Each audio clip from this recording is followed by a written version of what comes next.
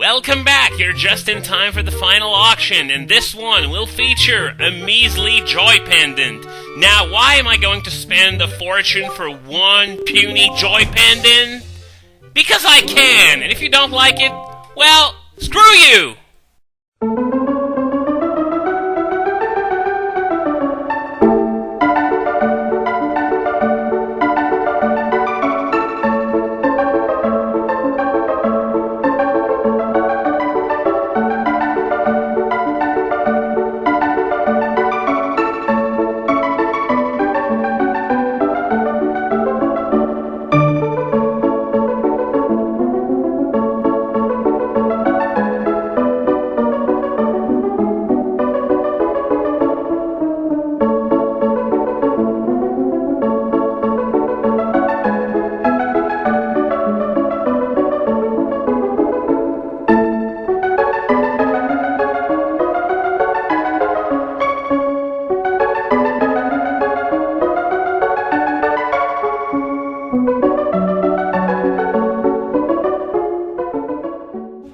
Now that we're done with our errands on Windfall Island, we can move on with the game. Due south of Dragon Roost Island on square C6, you can find the Fire Mountain, and we're going to be speaking with the local mapfish, who's probably going to be giving us a hint about that fiery volcano that we just saw, but before, just add this square to the map.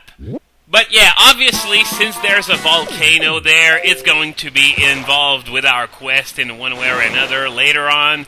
And yeah, he's going to give us a tip as to how to be able to get inside. And for that, we are going to need an item. And he's going to be very, very evasive about what you need here. You ought to go find the island that's 1 square north and 4 squares west of here. That's where the power to freeze anything is hidden. That would be Mother and Child Isles on square B2. So, let's just put the grappling hook back there. As you can see, yeah, wouldn't dare go anywhere near that island right now. But something that I guess I should mention, and this is why I'm just going to show myself raiding that watchtower over there, is that at a certain spot on this square, which I didn't manage to find, but it's somewhere on this square, just trust me on that, there's going to be a flock of seagulls at one point. And if you get anywhere near that swarm of seagulls, you're going to be ambushed by a big octo, which is going to engage battle with you, and if you don't defeat it in a certain amount of time, it's going to send you to a random square where you've already been. So, right now, we are not equipped enough in order to be able to deal with that big octo. You can use bombs, you can use arrows, you can use boomerang. I personally prefer the boomerang, but you need at the very least the boomerang in order to be able to fight those big octos. Otherwise, you're pretty much screwed. So I just wanted to warn you against that. Can I fall back right in the boat, maybe? Oh, I missed. I'll see you on the next island then. Going further to the south, on square D6, we have the Eastern Triangle Island. I'm going to ignore the treasure for the time being because I can't carry it. And there is literally nothing else to do here for the time being other than talk to the mapfish. So, let's see what kind of advice he's going to give me. Probably not anything that has to do with this island, because, quite frankly, it's pretty much deserted. There is nothing really interesting about this island, at least for now. So, have you ever caught a fairy before? Oh, this one is going to talk about fairies and how they can revive you with 8 hearts if you ever die, or you can just heal yourself with a fairy the same way you would with a potion. But this is something that any experienced Zelda player would know, and I've already explained it anyway, so I'm just going to take my leave of this mapfish and move on to the next island. Even further south, we are on square E6, which is Bomb Island. Now, there are a few things for us to do here. First, at the top of the island, can I get a decent camera angle where you can see the giant boulder at the top? Yeah. There's a cave under that boulder, but we can't do anything about that because we don't have bombs. So, what do you want to do? You want to pull out your town flower, talk to this Goron here, which is one of the traveling merchants that Zunari mentioned a while ago.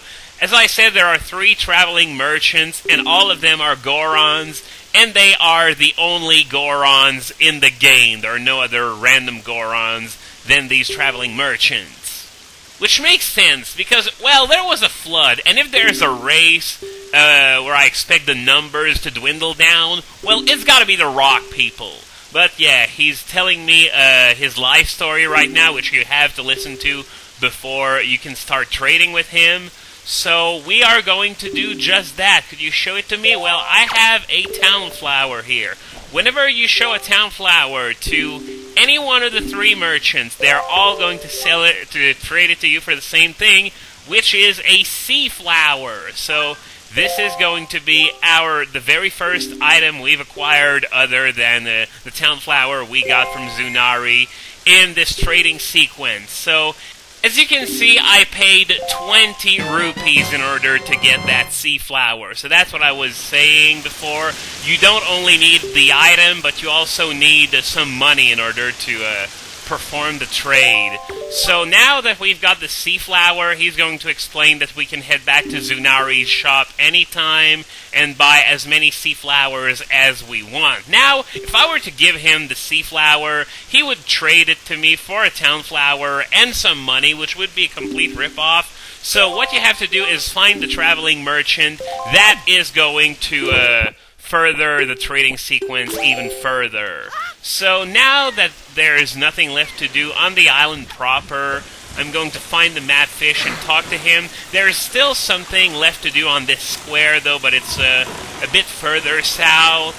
So yeah, the mad fish is all the way over there, so let's just slow down a bit, throw the bait, make sure not to miss. I remember missing once, even though I was fairly close to the mad fish. I was so pissed when that happened. So ever since then, I'm sort of paranoid about throwing the bait almost on top of the mad fish. But then again, bait is probably the cheapest thing in the game. You got 3 portions for 10 rupees. So, you ought to come sail these seas on nights when the right half of the moon is missing. It'll give you shivers. He's talking about the ghost ship, which wanders the Great Sea at night. It's on a different square each night, depending on which phase the moon is at. So, this is nothing that we can do anything about for the time being. I'm saying that a lot, but seriously, everything will come together in time. So, we made it to, oh, shoot! I was about to say no, don't tell me the game froze, but it just stuttered for a second there. I don't know what caused it.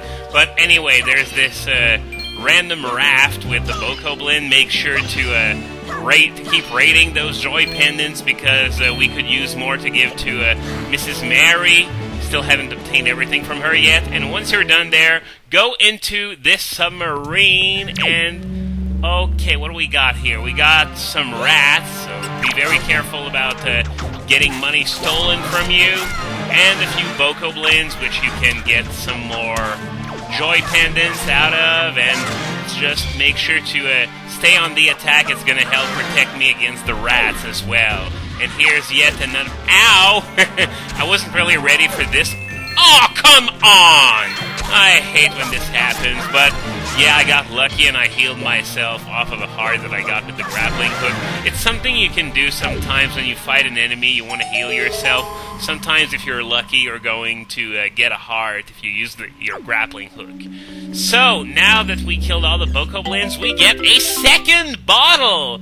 It's sort of out of the way, I guess, but then again, the mad fish from the previous island told us about this submarine, and this is what he was talking about. So now that we're done in the vicinity of Bomb Island, we can move on to our next destination, the Forest Haven. And we finally made it, the Forest Haven on square F6 of the map. So we should, be taken there automatically, just like when we reached Dragon Roost Island for the first time. So, yeah, this is the Forest Haven. This is It looks like a bunch of trees that are rising out of the sea, but trust me, there's more to it than that. And yeah, way to take the words out of my mouth. Then again, I probably said that because I remembered this dialogue from all of my previous playthroughs. So the Great Deku Tree is in there. Many people theorize that it's the same as the Deku Tree Sprout that was first born during the events of Ocarina of Time, but there's really no way to know for sure unless Hyrule Historia said something about that. Anyway, Beetle is right here, so might as well buy some bait just to keep my bait bag full and my wallet empty, because you just know I'm going to be reaching 200, sorry about that, rather quickly into this area, and since there's not much in the way of rupee sinks on this island, this is going to happen sooner or later. So, new enemy, the Boko Baba, which is sort of like the Deku Babas from some of the other games. If you use the grappling hook, you get a Boko Baba seed. What this does, basically, is that there's a vendor on this island that's going to trade you 4 of these for a blue potion. Not a green potion, like many people seem to think. It's really a blue potion. Trust me, I come here all the time when I need blue potions. It's way more economic than other ways of getting those blue potions.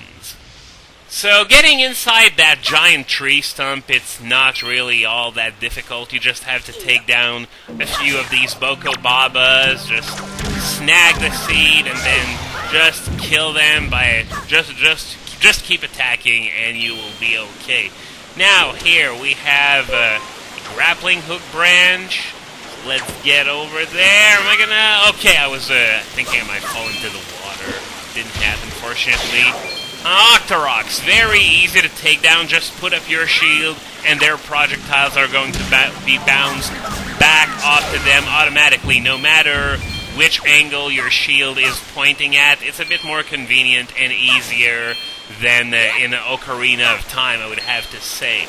So we still have to swing on one more... Oh, there's an Octorok over there, right. So, just bounce this over there. Grapple.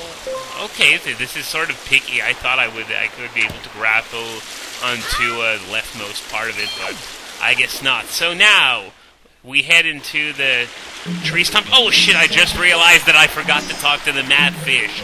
I'm gonna take care of it later, at least before I leave this square of the map. So, what you want to do now, just want to keep heading up, as usual. And once you get close enough to this giant thing, which happens to be the Deku Tree, doesn't look too well. Choo-choo acne breakout! Yep, here we go. We got a ton of chews to take down. Some reds, some greens. The greens are a bit different from the reds. They take 2 hits to kill with that dinky little sword instead of just 1. In addition, they also give green chew jelly, which you can head over to the potion brewer on Windfall Island to trade them for green potions, obviously. And they're also a bit harder to attack. As you can see, they sort of retract into themselves until they're ready to attack. So you gotta stun them or wait until they're ready to attack in order to be able to attack them at all. Let's see, can I get any more chew jelly out of these? Oh man, that's right. After a while of fighting those chews, they're going to go back on the Deku Tree automatically. This mostly tends to happen when you wait around to try and get some extra chew jelly, but you know what? Screw this. I'm just gonna kill them all ASAP because I'm just sick of fighting these guys. I'll take care of the chew jelly later.